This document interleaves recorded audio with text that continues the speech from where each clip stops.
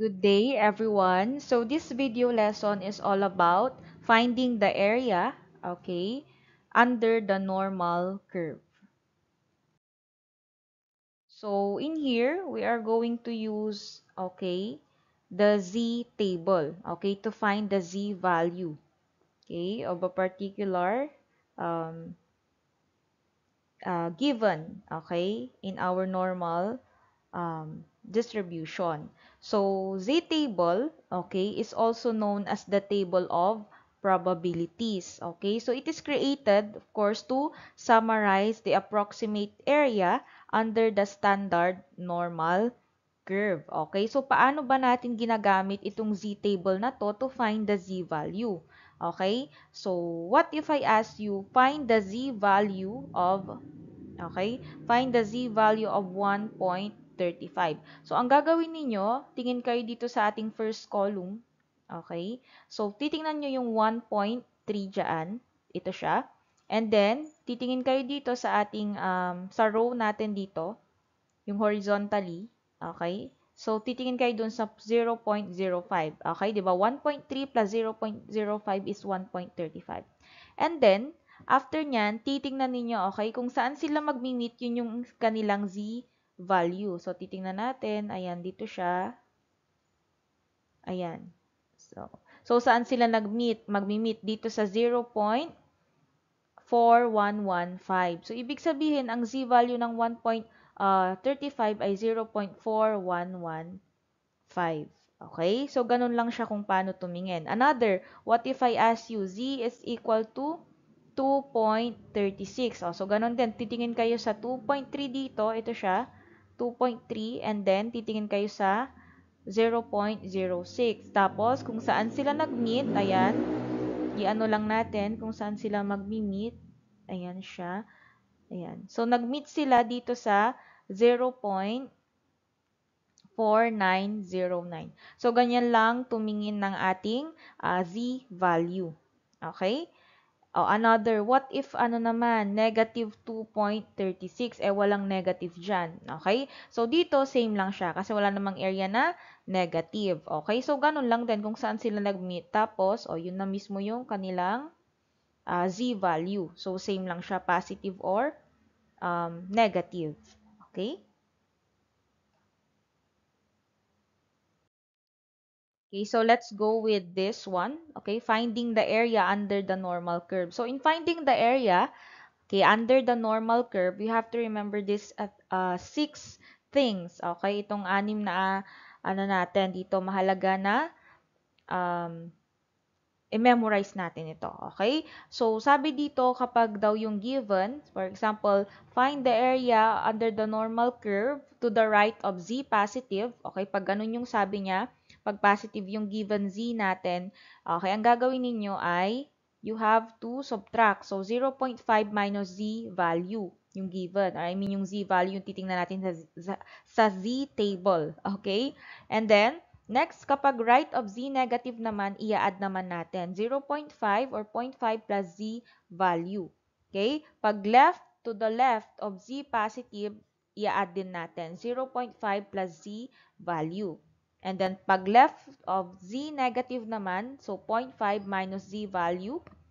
At saka itong 5 and 6 pag in between. Okay? Pag sinabi niya, find the area under the normal curve between. Okay? Kapag both positive yung binigay na z, okay, or both negative, ang gagawin ninyo, isusubtract ninyo sila sa isa't isa, yung z values natin na makukuha sa z table. Okay? Again, isusubtract ninyo kapag both positive or both negative. Ngayon, kapag in between naman, ang given naman natin ay isang positive at isang negative, ang gagawin, i-add natin yung z values. Okay? Yung nakuha natin sa z table natin.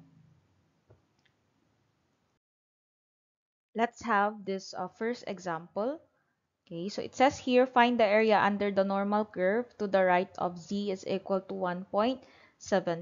So as you can see, sabi niya to the right, okay, and then yung z natin given ay z positive. So positive siya.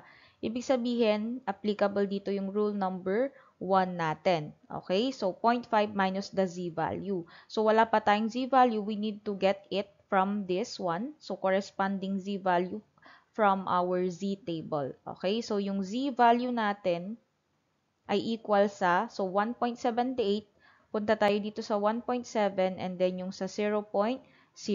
Okay? So, kung saan sila nag-meet, ayan, tingnan natin. Ayan, dyan sa. So, nag-meet sila sa 0.462. So, yan yung z value natin. So, pag nakuha na natin yan, pwede na nating i-compute yung ating area. But before that, let me show you lang. Let's graph. Pakita ko lang sa inyo kung paano nangyayari yun. Okay? Kung saan natin nakuha yung ating formula na yan, 0.5 minus z value. Okay? So, i-graph natin. Yan. So, we have 0. Always, yung mean natin ay 0 at yung pagitan ay 1 or yung standard deviation ay 1. Okay? So, ganyan yung magiging itsura niya. Ayan, ito yung gitna. Of course, yung mean natin. So, imagine ninyo na lang na perfect normal or I mean perfect bell shape yan. Okay? So, sabi dyan, yung z natin ay yung 1.78.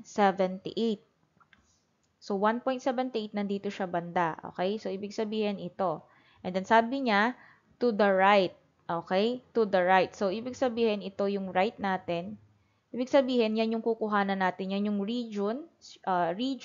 shaded region ng ating kukuhanan ng area. So, ang area natin is equal to, yung formula natin, 0.5 minus yung z value is 0.4625. Okay? So, ibig sabihin, ang makukuha natin dito ay 0.5 minus 0.4625 is 0.0375. Okay? So, yan na yung ating area. Or, kapag ang tinatanong ay percentage or percentile, you can get its percentage. So, that is 3.75. Okay? So, paano naging 3.75? I-times nyo lang ito sa 100 or yung shortcut natin, move two decimal places to the right. So, 3.75% or yun nga, kapag area yung tinatanong, we have 0.0375. Okay? So, paano nangyari yun? Na-minus natin sa 0.5. So, as you can see, di ba? Yung mean natin ay 0. At ilan yung total area ng ating normal curve? Always, total area is 1. So, ibig sabihin, yung kalahati, 0.5, yung kalahati, 0.5. So, hindi siya umabot sa 0.5. Okay? Hindi siya umabot sa kalahati, kaya mina-minus natin siya or sinusubtract natin siya. Okay? So, doon nang gagaling yon yung ating formula dyan. So, again, ang answer dito, the area under the normal curve to the right of 1.78 is 0.0375.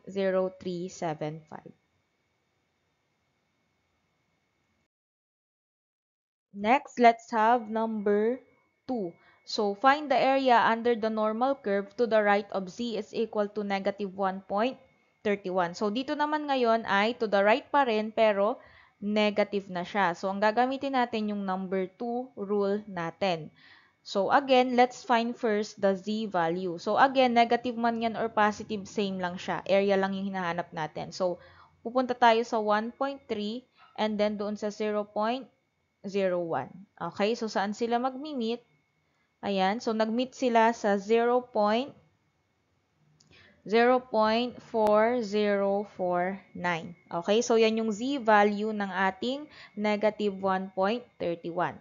Okay, then let's try. Ipakita ko ulit sa inyo. Let's illustrate the graph of that one.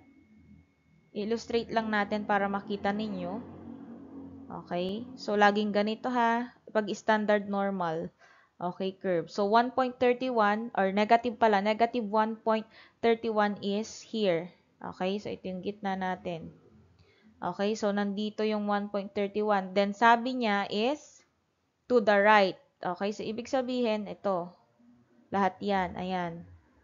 To the right. As you can see, lumagpas pa siya ng gitna. So, na-cover niya yung kalahati dito sa right side natin. Tapos, ayan, meron pa siya dito. Kaya, doon nang gagaling yung ating formula na 0.5 plus, okay, the z value. So, yung z value natin ay 0.4049. So, pag in-add ninyo yan, ang makukuha ninyo ay 0.9049, okay? Or in percent, we have 90.49%. So, yung area natin dito ay 0.9049. So, yun na mismo yun. Okay? So, that's for right of Z negative. Next is number 3, find the area under the normal curve to the left of Z is equal to 1.53.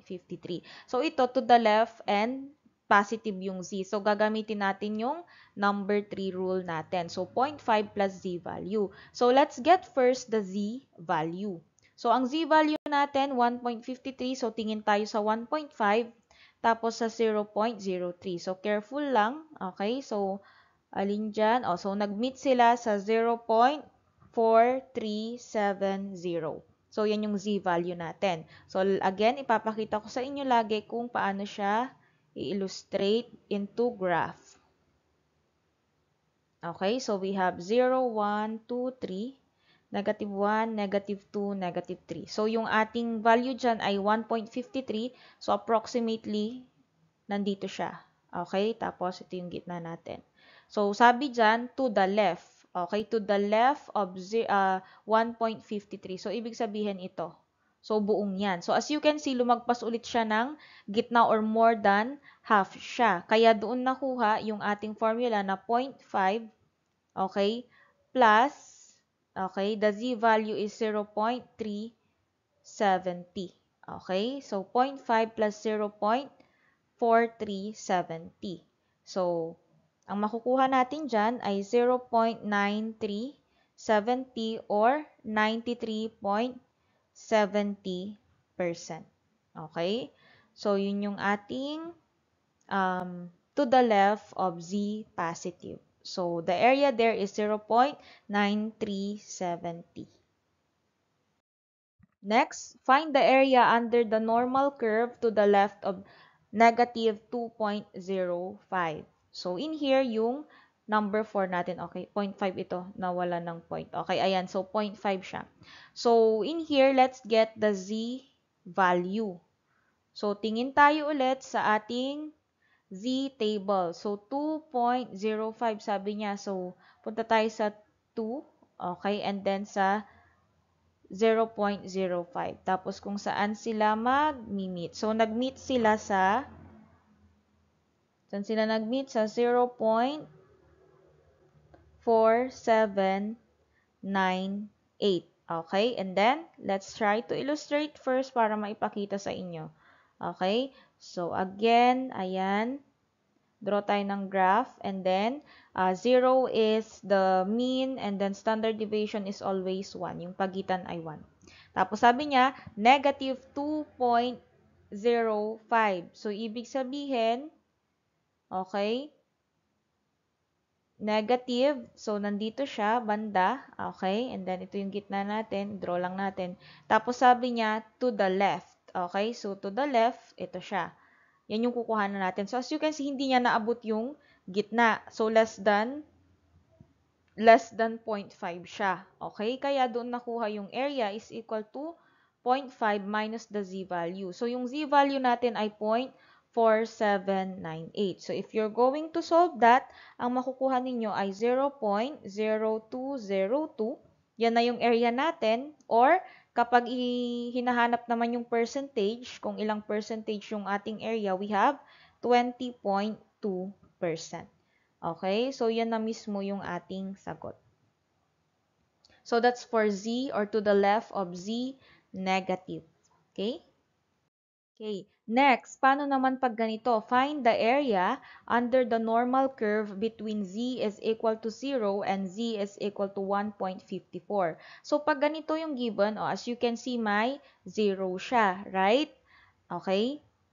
So, since wala namang negative or positive na 0, okay, ang tatandaan lang ninyo dito, pag ang giniven sa inyo na isang Z ay 0, kung ano yung Z, okay, kung ano yung Z value nito, nung kasama niya na given na Z, yun na din mismo yung area natin. Okay?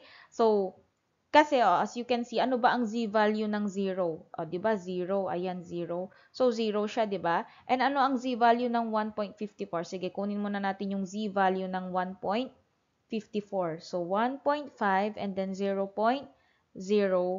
So, saan sila nag-meet? Dito sa 0.4382. So 0 ito ha. So, i-graph natin siya para makita ninyo na kung bakit yung sagot na is yung value nung o z-value nung isang given na z natin. So, -2, -3. Okay, dito yung mean. So, ang given dyan, sabi niya kasi between, di ba? So, yung 0 daw. So, nandito yung 0 and then 1.54, positive 1.54 is nandito. Okay? So, in between. So, ito yung hahanapin natin. Okay? So, since nag-start siya dyan sa mean natin na 0, automatic, okay, kung ano yung kasama niya na isa, yun na mismo yung ating area. Kasi nga, pag inad mo lang din yan, okay, parang ganon, 0 plus 0.4382 is equal to 0.4382. Okay? So, yan na yung magiging area natin. Or, yung percentage niya, 43.82%. So, simple as that. Basta pag 0, kung ano man yung isang, or I mean yung z value nung ating given, yung other z, yun na din mismo yung ating area. Okay? Another, let's have this one. Find the area under the normal curve between z is equal to 1.52 and z is equal to 2.5. So, dito naman, okay, so in between ulit siya. So, gagamitin natin yung rule number 5 or 6. Okay? So, since pareho silang positive, ito yung gagamitin natin. Okay? Yung rule number 5 which is isusubtract natin yung z values nila. So, ano ang z value ng 1.52? Ang 1.52 ay 0. Tama ba? 1.5 and then 0.02. So, ang z value ng ating 1.52 ay 0.4357. At ang z value naman ng ating 2.5, ito siya. Ayan pala. So, since 2.5, ito na siya mismo, is 0.4938. Okay? So, yan yung ating z value. So, illustrate muna natin siya bago natin siya i-solve. Okay? So, 0, 1, 2, 3, -1, -2, -3. So, sabi niya, in between 1.52 daw, okay? 1.52 and 2.5. So, nandito siya. So, in between. So, ibig sabihin, ito yung kukunan. So, kung mapapansin ninyo, hindi siya umabot sa ating mean. Okay? Doon sa ating standard na 0 yung mean natin. Kaya, ang gagawin natin, kasi pag kinukuha natin yung area or yung z value nitong nandito, okay, lagi tayong nag-i-start sa 0. So, ibig sabihin, yung area ng 1.52 ay, ang nakukuha natin ay mula dito sa mean hanggang dito sa 1.52. Okay? Ganon din. Pag kinuha natin yung area ng 2.5 or yung z value natin, ang nakukuha natin ay nagmumula lagi dito sa 0 hanggang dito. Kaya ibig sabihin, okay, yung area nung 1.52 tapos yung area nung 2.5, okay, ipagsusubtract natin kasi hindi naman ito kasama yung nandito. Okay? Hindi siya kasama. So, kaya yung ating area is equal to, so lagi pag nagsusubtract tayo, uunahin natin yung mataas para hindi siya mag-negative. Okay? 0.4938 minus 0.4357. So, pag sinubtract nyo yan, ang makukuha ninyong answer ay, we have 0.0581. Or in percent, we have 5.81%. Okay? That's how you do kapag in between at parehong positive yung given natin. Okay? Next, let's have number 7. Find the area under the normal curve between z is equal to -1.36 and -2.67. So, dito, gagamitan pa rin natin siya ng rule number 5 natin kasi ang given ay both negative naman. So, ganun lang din yung procedure natin. So, kunin muna natin yung z value ng ating -1.36. So, punta tayo sa 1.3 at 0.06. So, saan sila nag-meet? We have 0.36. 0.4131. And then yung ating 2.67, negative 2.67, ayan siya. So we have here, saan siya mag-meet? Nag-meet siya sa 0.4962. 0.4962. Okay? Let's graph para lang makita ninyo kung bakit ganun yung ating formula or kung bakit ganun yung ginawa natin na pinag-solve natin. So, 0, 1, 2, 3, negative 1, 2, negative 3. Okay? So, ito yung mean natin. Ayan yung mean natin. And then, um, negative 1.36. So, dito siya banda. Okay? And then, negative 2.67 dito siya. So, in between, ibig sabihin, ito yung area na hahanapin natin. So, ganun lang din. Since hindi siya umabot sa mean, ayan, hanapin natin to, hanapin natin to. Tapos, isusubtract natin siya. So, again, ano yung area natin? So, we have to subtract. Uunahin natin lagi yung mataas para hindi mag-negative. So, mas mataas yung 0.4962 minus 0.4131. So, magiging area natin dito ay, final answer natin ay 0.0831 or pag pinercent natin siya, we have 8.31%. So, yan na yung answer natin. Ganyan kung paano gagawin kapag both negative and in between. Okay, last we have find the area under the normal curve between z is equal to negative 2.35 and z is equal to positive 1.68. So ito ang gagamitin natin, of course, is yung ating last rule, yung number 6. Kasi may isang positive, may isang negative. So una, kunin muna natin yung z value niya. So negative 2.35 is ito siya. So saan sila mag-meet? Nag-meet sila sa 0.4906. Okay? And then yung ating 1.68 naman, so 1.6 tapos 0.08. So saan kaya sila mag-meet? Nag-meet sila sa 0.4535. 0.4535. So let's just illustrate. Let's prove na tama yung ating formula na nilagay dyan.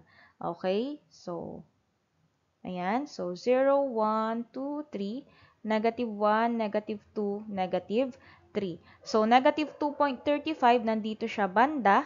Then, yung positive 1.68 ay nandito. So, nandito yung mean natin.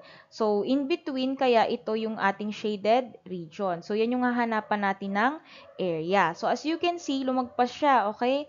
Nalagpasan pa nila yung gitna. Kaya tayo nag-a-add. Kasi, kinukuha natin yung area nito, yung sa 2.35, negative 2.35, tapos yung area nitong 1.68. Kaya pinag-a-add natin siya. Okay, so A is equal to 0.4906 plus 0.4535. So, pag in-add ninyo yan, ang makukuha ninyo ay 0.9441 or in percent, we have 94.41%. Okay? So, ganun lang siya kadaling kunin. Basta tatandaan ninyo lagi yung ating itong mahalagang to, yung anim na rules natin or formula natin in finding the area under the normal curve. Okay? So, that's it for this video lesson. Hope naintindihan. Okay? So, thank you so much.